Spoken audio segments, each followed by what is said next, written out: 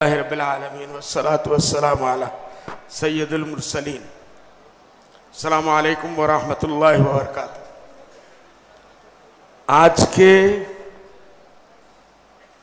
इस इजलास के लिए पूरे हिंदुस्तान के कोने कोने से जो जमीयत के वर्करों को यहाँ जमा किया, उसके लिए मैं खुसूसी तौर पर हज़रत सदर मोहतरम का शुक्रिया अदा करता हूँ। वक्त की बहुत अहम ज़रूरत थी, हम लोग सब यहाँ जमा हुए। ये सिर्फ आसाम का एजेंडा जो मुझे दिया गया, मैं नहीं समझता कि सिर्फ आसाम के एजेंडे पे ही मुझे बोलना है, लेकिन वक्त की इतनी कमी है कि हम ज़्यादा बोल भी नहीं सकते। बस दो लफ्ज़ों में इसकी बात मैं कहूँगा, तमाम एजेंडों पे हमारी भरपूर तायद है और सबको होना चाहिए, लेकिन मुंतज़मा को सिर्फ इसलिए कि नहीं कि वहाँ जाएंगे हज़रत मौलाना महमूद मदनी साहब दामत बरकातुहू की तकरीर होगी, मुफ्ती सुलेमान साहब की तकरीर होगी और हमारे अकाबरीन की तकरीर होगी और हम लोग दुआ करके चले जाएंगे। आपको इसलिए बुलाया गया, मैं समझता हूँ कि एक एक फर्द आप अपने इलाके के नुमाइंदे हैं और जो ख्वाब हज़रत मौलाना महमूद मदनी साहब देख रहे हैं जमीयत को घर घर पहुंचाने की, उसके प्रोग्रामों को पहुंचाने की, ये हर एक हिस्सा दीन का हिस्सा है। आप किसी को किसी से अलग नहीं कर सकते। तनहमा दाग दाग शुद्ध पिम्बा कुजा कुजा ने हम, इसलिए हर इशू को बहुत ही सीरियसली लेने की ज़रूरत है। अपने यहाँ कहीं ना कहीं किसी ना किसी शक्ल में ये चीज़ें हो रही हैं हमारे हर इलाके में, इसलिए हमको तैयार होना है और अपने आप को बेदार करना है।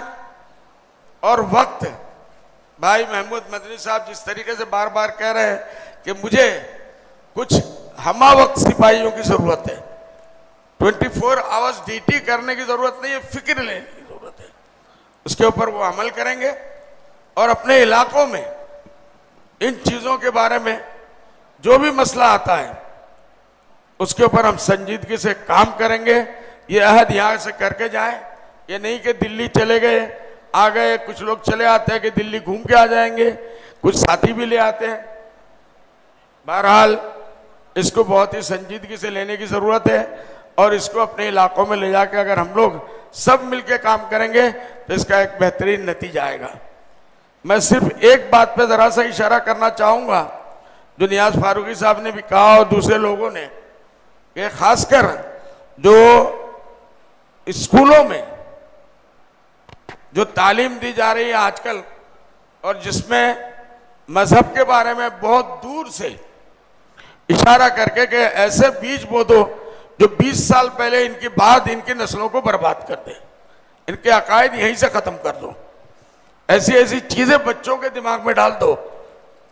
माँ बाप को खुद दीन का पता नहीं, किसी तरीके से मेरा बेटा अंग्रेजी पढ़ जाए, अंग्रेजी नौकरी मिल जाए, इससे किसी को इनकार नहीं है, लेकिन दीन को बेचकर, ईमान को बेचकर, मैं सिर्फ इशारों में ये कहूँगा कि गांव गांव गली गली में अपना स्कूल बनाइए, पैसे वालों को तो तवज्जो दीजिए, जिसके पास अल्लाह ने कुछ छोटे मोटे कारोबार के पैसे दिए हैं वो तालीम में उसके ऊपर खर्च करें, अपना कारोबार भी करें।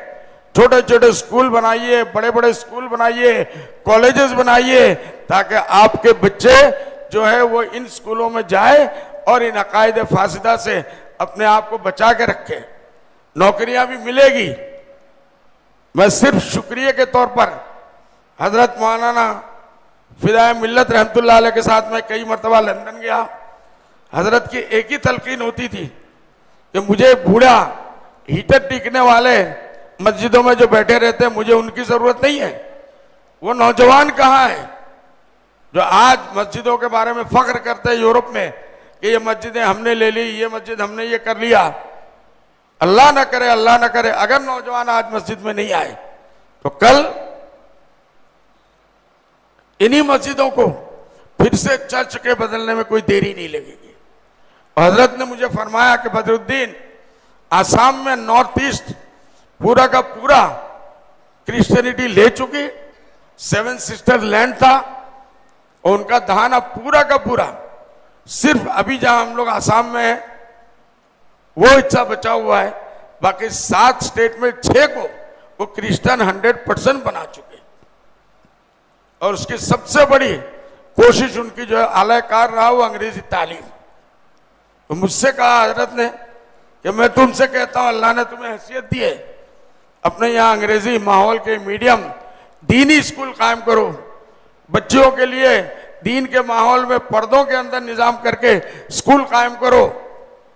और उस शहरी के ऊपर अल्हम्दुलिल्लाह अल्लाह का शुक्र है, मैं फख्र के साथ कह सकता हूं कि हम लोगों की हजरत के इशारे के बाद से तकरीबन 100 स्कूल हमने बिजनेस का एक पूरा हिस्सा उसके लिए निकाल दिया, इसके ऊपर काम कर रहे हैं। और मैं ये भी बताते हुए खुशी होगी, यूपी के और दूसरे हजरात ने अखबारों में देखा भी होगा कि हमारे इदारे से गुज़िश्ता 5 साल से मेडिकल के लाइन से जो नीट का एग्जाम होता है, आजकल सबसे बड़ा मौजूद बहस बना हुआ है, सीबीआई की इंक्वायरी चल रही है। 750 बच्चियां इस साल हमारे नीट से बच्चे और बच्चियां, उसमें 80% बच्चियां जो मुसलमानों की कभी कॉलेजों में नहीं जा सकती थी, वो मेडिकल में पास हो गई है अल्हम्दुलिल्लाह। बहुत जल्दी रिजल्ट आने वाला है और वो सब डॉक्टरी में फ्री ऑफ कॉस्ट। आज मालूम है एक डॉक्टर बनाने के लिए कम से कम 1.25 करोड़ रुपए की फिटरिंग की जरूरत है, लेकिन ये बच्चियां 1 रुपया भी नहीं लगेगा, ये खुद मेडिकल कॉलेजों में मेरिट बेसिस के ऊपर इनको दाखिला होगा। ये तहरीक हमारी चल रही है। दूसरे इलाकों में आईएएस में भी हमारे बच्चे कामयाब हुए और दूसरे शोबों में कामयाब हो रहे हैं। बहरहाल आसाम का जो मसला है, मौलाना अब्दुल कादिर साहब ने पढ़ा, मैं भी इसकी तायीद के लिए सिर्फ इतना कहना चाहूँगा कि आप हजरात की दुआओं की ज़रूरत है। जमीयत उलमा इस मामले में बहुत काम कर रही है और जमीयत उलमा ने दिल्ली गवर्नमेंट के, इसी बीजेपी गवर्नमेंट के बड़े लोगों के ख्यालात बदल दिए कि हम एनआरसी चाहते हैं। हमेशा इन्होंने उड़ा रखा था कि ये एनआरसी नहीं चाहते, बांग्लादेशियों को, घुसपैठियों को, खासकर मेरे नाम से इल्जाम लगाया जाता है और लगाता भी है। ये बांग्लादेशियों को पनाह देने के लिए इसने पार्टी बना ली, ये कर लिया, वो कर लिया। लेकिन हकीकत ये है कि 1600 करोड़ रुपया खर्चा हुए, तकरीबन 4 साल इसके लिए लगे। हम यहाँ आते रहे, हमारे सदर मोहतरम हमारे साथ जाते रहे, कारी उस्मान साहब रहमतुल्लाह अलैह के साथ एक मरतबा हजरत भी तशरीफ ले गए। और ये मामला आखिर में जाके जब इन लोगों ने देखा, आज के जो चीफ मिनिस्टर है वो उस वक्त उसके मंत्री थे, उसके बावजूद वो नहीं रोक पाए जो हकीकत थी। और आखिर में चल के 3.5 सवा 3 करोड़ मुसलमान लोगों में जो है 19 लाख का जो निकला कि वो मशकूक है। इन लोगों को ये बड़ा जोन था, ये 19 के 19 लाख गैर मुस्लिम निकलेंगे, मुसलमान निकलेंगे। लेकिन हकीकत ये बात थी, वो निकली कि ये 19 लाख हमारे मुसलमान, उसमें बच्चे, ज्यादातर बच्चे हैं जो मुसलमानों का आया, कुछ परसेंटेज, और कुछ पुराने दूसरे लोग जो मुसलमानों के नाम से मजबूरी में बहुत वक्त में अपना नाम लिखवा देते हैं बहुत सी मुसीबतों में। बहरहाल अल्हम्दुलिल्लाह अभी एक ऐसे जगह पे पहुंच गया कि गवर्नमेंट इसका कुछ कर नहीं सकती और ये सरकार चाह नहीं रही है कि हम इसको करें। अब इल्जाम दे रहे बड़े बड़े ऑफिसरों के ऊपर जिनको उन्होंने ट्रांसफर कर दिया।